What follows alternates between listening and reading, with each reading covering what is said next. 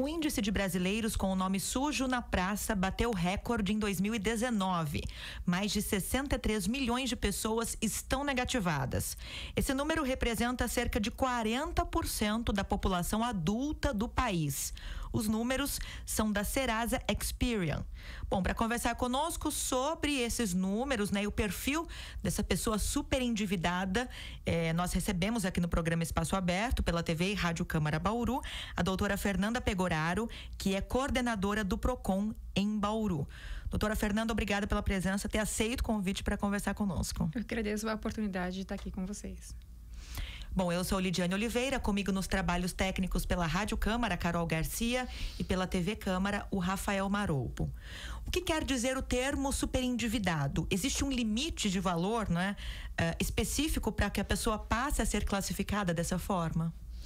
Na verdade, não existe um valor determinado. O que nós sempre colocamos é que o superendividado é aquela pessoa que não tem uma dívida ordinária, uma dívida comum, mas ela tem uma dívida que ela está invadindo a seara da subsistência, né? A pessoa ela começa a se ver prejudicada de adimplir aquele compromisso financeiro sem que isso comprometa as suas contas cotidianas mesmo, como alimentação, moradia. E isso não quer dizer necessariamente nem que sejam dívidas já vencidas, também podem ser dívidas a vencer. Então, ela consome um percentual daquele rendimento, daquela família, que não lhe permite viver e, ao mesmo tempo, quitá-las. Uhum. Ao mesmo tempo, a gente tem outro perfil de pessoas inadimplentes que têm problemas com relação a hábitos de consumo também. Na verdade, aí nós temos duas... Dentro do mesmo perfil de superendividamento, nós temos duas vertentes. Então, a gente trabalha com um superendividado que nós chamamos de ativo e de passivo. Então, o superendividado, ele sempre vai ser esse mesmo perfil, que ele não consegue quitar suas dívidas sem o prejuízo da sua subsistência, mas que o passivo é aquele que ele está assim por uma fatalidade, seja porque ele teve uma doença séria na família, então aumentaram os gastos, seja por uma questão de desemprego.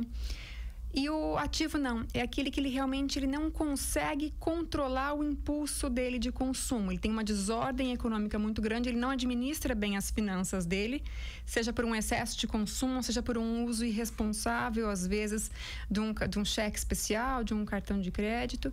E aí ele se vê realmente com um endividamento muito além daquilo que ele consegue saldar. E ele já não sabe mais como quitar e colocar a sua economia, sua economia doméstica nos trilhos de novo. E o agravante quando esse brasileiro, quando esse consumidor passa a contrair uma dívida, é quando ela se torna uma bola de neve no orçamento familiar. Na verdade é isso. Muitas vezes ele vai pegando um cartão de crédito para cobrir o outro, daí ele acaba fazendo um empréstimo para conseguir dar conta daquilo, e ele vai abrindo várias frentes em bancos diversos, e a hora que ele vê, ele não tem margem para nada. Muitas vezes esse consumidor, quando ele chega ao PROCON, inclusive buscando a renegociação dessa dívida, mesmo com condições extremamente vantajosas, a verdade é que não sobre margem nenhuma para ele financeira, para que ele consiga adimplir, por melhor que seja a condição ofertada. Doutora Fernanda, o que é que esses números dizem sobre os nossos hábitos de consumo aqui no Brasil? Nós tivemos, como dissemos no início do programa, um recorde em 2019. O número de pessoas com nome sujo, negativadas, com problemas financeiros, aumentou muito. Na verdade, a gente vem do momento de uma crise financeira que também, claro, colaborou para esse cenário todo, mas existe, de fato, um apelo muito grande para o consumo. Né? O tempo todo nós somos bombardeados com informações que nos levam a consumir muito além daquilo que nós precisamos. Então, a gente sai um outdoor que faz uma divulgação, é uma promoção, e às vezes a gente se sente tentado a comprar mesmo aquilo que nós não precisamos. E as pessoas, elas começam a assimilar valores de forma errônea. Então, eu acho que nós acreditamos bastante nisso no PROCON, que é preciso modificar, na verdade, uma questão de valores. Isso está atribuído muito um peso para o que eu tenho, não para o que eu sou. Isso a gente tem trabalhado bastante com outro programa educacional, que procura levar, então, para as escolas um trabalho de base, que é entender que o consumo ele pode ser consciente, né? Mas hoje isso está muito enraizado, então existe um consumo desenfreado, existe um incentivo ao consumo, e inclusive a política caminha nesse sentido porque ela quer fazer movimentar a economia, e talvez falte um pouco de política econômica adequada, porque essa liberação de crédito, a forma como é feita, essa permissibilidade excessiva mesmo de empréstimos, a forma como os juros são praticados, a admissibilidade de algumas condições no mercado, elas também incentivam o consumidor a fazer dívidas muito além daquela possibilidade. Então, eu acho que é um conjunto de situações que expõem o consumidor e deixam bastante fragilizado. Nesse momento e com essa situação, o PROCON viu a necessidade de apresentar um trabalho, né, de apoio a esse superendividado, que já teve início no mês de setembro deste ano. De que forma a unidade está auxiliando as pessoas que estão passando por essa situação? O programa ele começou já faz até alguns anos na Fundação PROCON em São Paulo, em parceria com o Sejusc. Nós não tínhamos, a princípio, como trazer para cá, porque demandava-se um estudo prévio e a ideia era trazer o projeto de uma forma um pouco mais completa. Nós entendíamos que não bastava você trazer uma solução para aquela dívida. Então, você chamar um consumidor para fazer uma negociação, principalmente quando se trata do consumidor ativo. Porque existe um perigo muito grande desse consumidor quitar aquela dívida ou começar o pagamento daquela... do parcelamento eventual para a quitação, numa condição mais benéfica, e ele, no momento em que ele sai do cadastro de inadimplentes, ele volta a fazer dívida. Esse é o perfil do consumidor ativo. Isso é muito comum porque ele não tem um controle de gastos.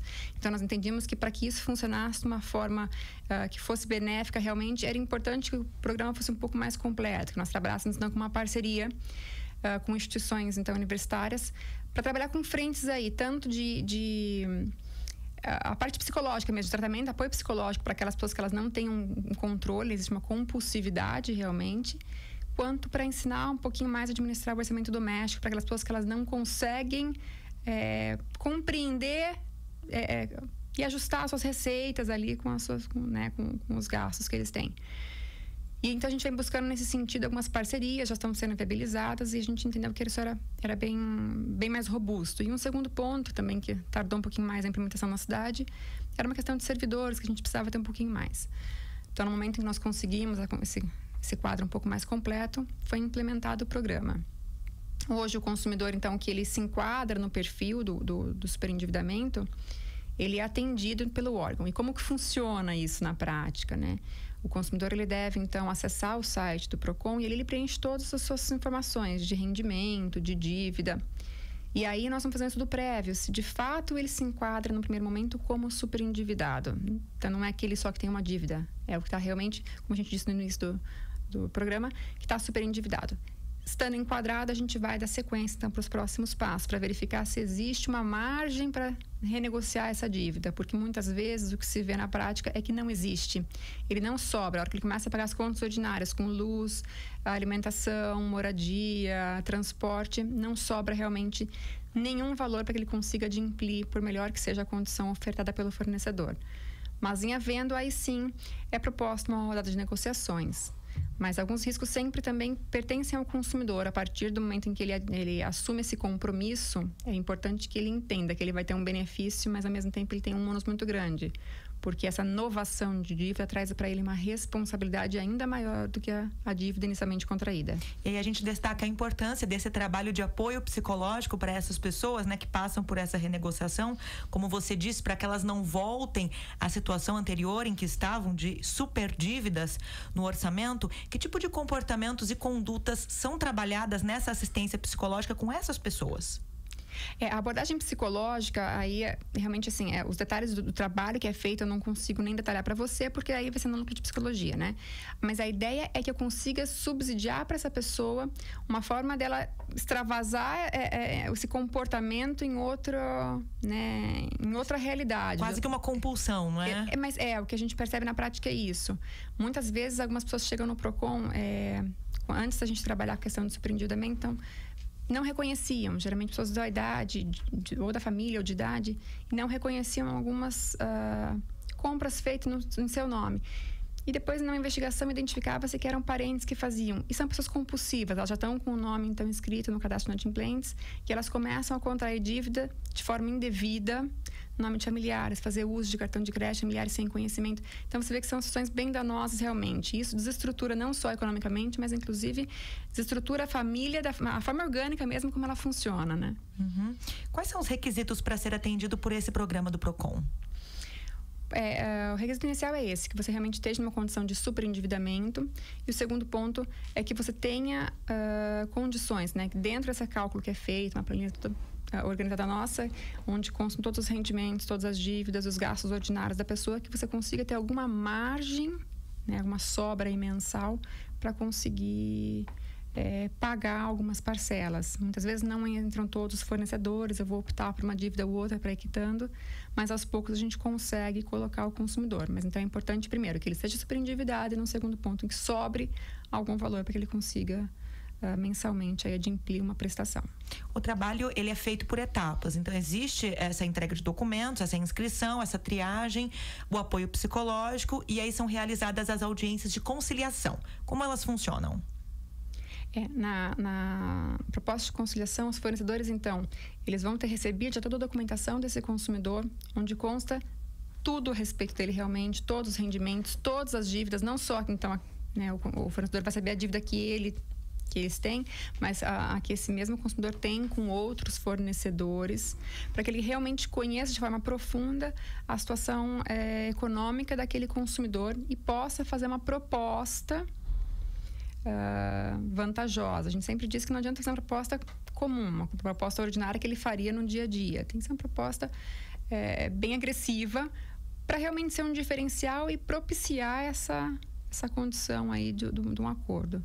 E aí ele faz a proposta dentro das condições dele. Não há nenhuma imposição para esse fornecedor de um percentual de desconto ou de parcelamento, mas a gente busca realmente uma condição diferenciada. E isso vem sendo feito. Aí isso é apresentado para o consumidor, e o consumidor, vendo que tem condições realmente de enquadrar aquilo no seu orçamento e que tem interesse em adimplir, ele vai firmar então um contrato com essa nova dívida. E aí esse acordo, ele passa a ser homologado por um juiz e ele passa a valer como se fosse uma sentença. Ele vale como um título executivo. E é por isso que a gente sempre diz, é importante que seja uma opção consciente do consumidor. Ele não pode ir lá e falar, vamos ver o que eu consigo, vamos ver se depois eu vou pagar. Porque muitas vezes é isso que acontece na prática. A pessoa vai, mas ela não está de fato comprometida com aquilo que ela tá, com aquela opção que ela está fazendo. E a gente sempre diz, uma dívida, ela não tem prazo, né? Ela não prescreve. Uma dívida, ela existe. Mas depois de 5 anos, por exemplo, ela sai do cadastro de inadimplentes, então deixa de estar negativado. E aí, a hora que eu tenho uma inovação de dívida, eu volto para o prazo zero. Então, uma dívida que muitas vezes estaria ali para sair do cadastro, que é o que eles buscam tanto, se eu não adimplir, eu volto para o zero. O título executivo também me permite, então, judicialmente cobrar essa dívida, que muitas vezes eu não conseguiria com a mesma facilidade. Então, é importante que o consumidor ele esteja bem consciente disso, que ele vai ter um benefício muito grande por uma condição vantajosa proposta, mas em contrapartida ele vai ter que dar ele vai ter que ter um compromisso muito grande também em adimplir, porque senão o malefício que vai advir dessa situação também é bastante pesado. O que acontece se a pessoa não paga o acordo que foi firmado aí perante um juiz, né, nessa audiência de conciliação? Ela vai ser executada? Ela vai ser executada judicialmente. Uhum. Doutora Fernanda, o programa de apoio atende consumidores com dívidas vencidas. Aqui tem várias situações, né? Decorrentes de empréstimos, financiamentos, contratos de créditos ao consumo, prestação de serviços e aquisição de produtos. E também existem algumas situações que não são contempladas, como, por exemplo, dívidas contraídas por atividades profissionais, indenizações, pensão, dívidas fiscais e de crédito habitacional. Por que essas dívidas não entram no acordo? Depende, porque algumas situações elas estão firmadas aí em assuntos que não fazem parte de relação de consumo. Em outros casos, como a dívida habitacional, porque não há geralmente proposta da própria instituição bancária, porque o próprio imóvel já está salvaguardando o direito dessa instituição, então ela geralmente não faz proposta. São situações mais específicas. São situações específicas. Uhum. Bom, vamos para a nossa prestação de serviço aqui no programa Espaço Aberto. As inscrições podem ser feitas pelo site procon.sp.gov.br ou então pessoalmente no Poupa Tempo, na unidade do Procon, né? Na verdade, a inscrição ela é sempre feita pelo site. Quando o consumidor não consegue fazer sozinho, a gente orienta que vá até o Poupa Tempo, mas não vai ser nem no Procon o preenchimento. Ali naqueles atendimentos do Poupa Tempo, ele tem internet, ele é o E-Poupa, eles auxiliam, fazem o preenchimento junto com esse consumidor. Tá certo. Bom, a gente agradece a presença aqui conosco da doutora Fernanda Pegoraro, coordenadora do Procon Bauru, divulgando conosco o trabalho, esse serviço do Programa de Apoio ao Superendividado, que agora passa a ser fornecido na cidade. É importante a gente ressaltar que esse programa é um serviço permanente. Exato, ele não é uma campanha que as pessoas têm essa impressão, por quanto tempo vai ficar? Não, ele é um programa, ele veio para ficar. Fernanda, obrigada pela presença. Eu que agradeço. Eu agradeço também a sua sintonia. Nós lembramos que este programa vai ao ar pela TV e Rádio Câmara e fica disponível para você acessar na íntegra pelo nosso canal no YouTube. Procure TV Câmara Bauru. Até a próxima.